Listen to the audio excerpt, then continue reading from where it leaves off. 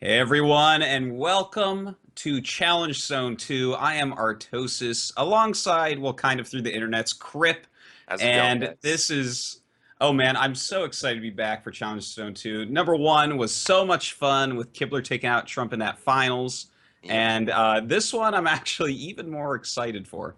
yep. We try to spice these up as much as we can. So this is gonna be a wild couple days, especially for the players. Which players do we have invited on the list? Well, of course, we've brought back Kibler and Trump. Of course, Kibler, the defending champion of Challenge Zone. Trump doing very well there as well. On opposite sides of the bracket there.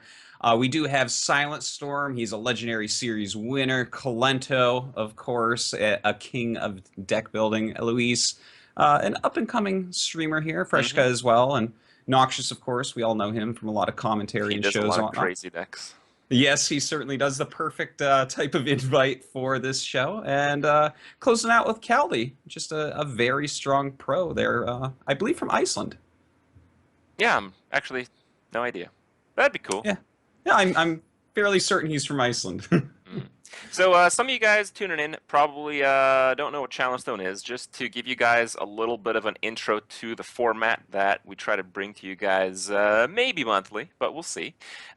It's a tournament that we try to push the idea of deck design over deck execution, because a lot of the tournaments that we see these days, players are playing like the exact same decks, or one card different, that kind of stuff, and you see a lot of the same. And often players who do well in these tournaments do very well because yes, they are pretty good at building decks, but generally they're just really good at playing decks, and often they're playing decks that they did not design themselves. So in this tournament, we're really flipping that completely around, where we are forcing the players to make the decks as part of the tournament. And in doing so, we give them a form of restriction. So they can only, they have to abide by certain rules. In the first challenge, some of the rules were, I believe, even mana cost spells and odd Mhm. attack creatures, and that had some very interesting repercussions, and people had to make 3 decks of 3 different classes using those restrictions. And we have fairly different restrictions this time around, but still very crippling restrictions that players in a very timed format, which we will monitor, which we'll see here in a second, they build the decks that they will then use to play in the tournament. And because of this craziness, because of the time, because of the pressure, they are fairly likely to make mistakes. And if they make mistakes, we have to punish that horribly. Yeah, so Indeed. yeah, there's a lot of stuff that goes into that. Out of the 8 players, it's going to be best of 5 matches for everything except the final. It is going to be single elimination, so if one player loses a match, they're gonzo, man. They're gonzo. It's a little bit brutal, but I think often with these, you will see players who are significantly better than others at building decks. At least that's the idea. Um, so today we're going to go over the first match. We're basically going to have every player play out their opening match. We're going to go from 8 players down to 4. And tomorrow on the second day, we will see how that plays out. Now, there's a lot of crazy rules, and we try to make this as specific as possible, because when you change the format up a little bit, a lot of things can go wrong. So if you guys are interested in all that rules, all that kind of stuff, you guys can read that up online. So players today, they are playing for quite a bit of money, just as they were last time. How much are they playing for, Tosis? uh, well, actually, hold on Oh, one second here.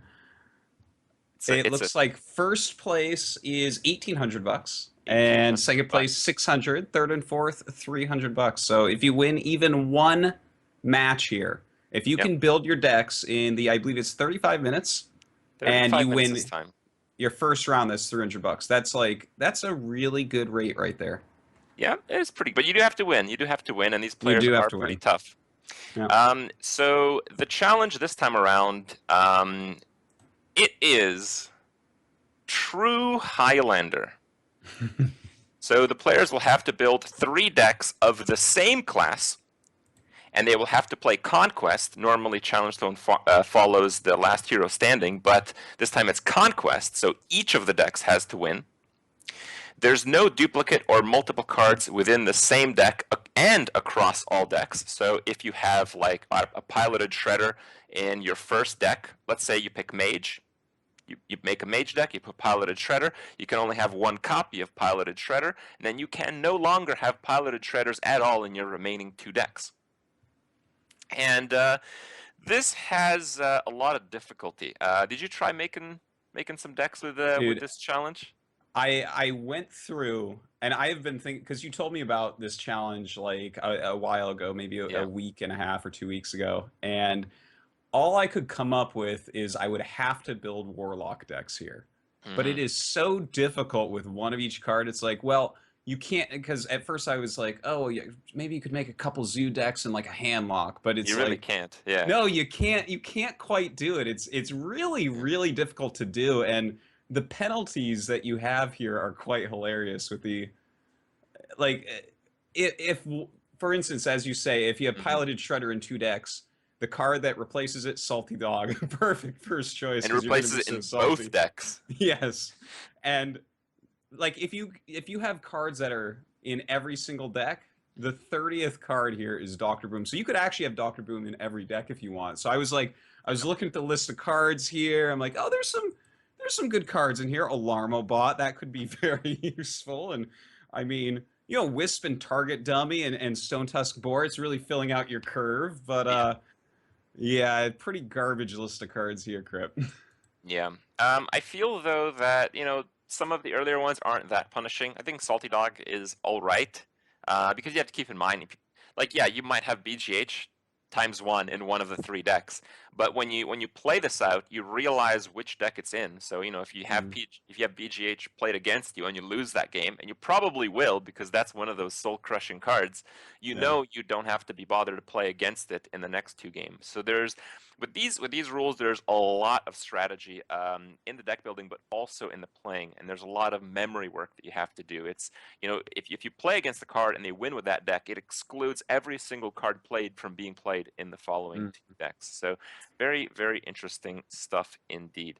And most of the issues that we will see the players have are going to be with class, like strong class cards and strong class spells, because as it so happens, these cards are pretty fundamental to just about every Hearthstone deck, and it's something you don't really realize. It's like, yeah, I'll make Druid. I'll put 2 Rats, 2 Swipes, 2 Innervate, 2 Wild Growth. No, no, not even sorry, close to that. not this I time.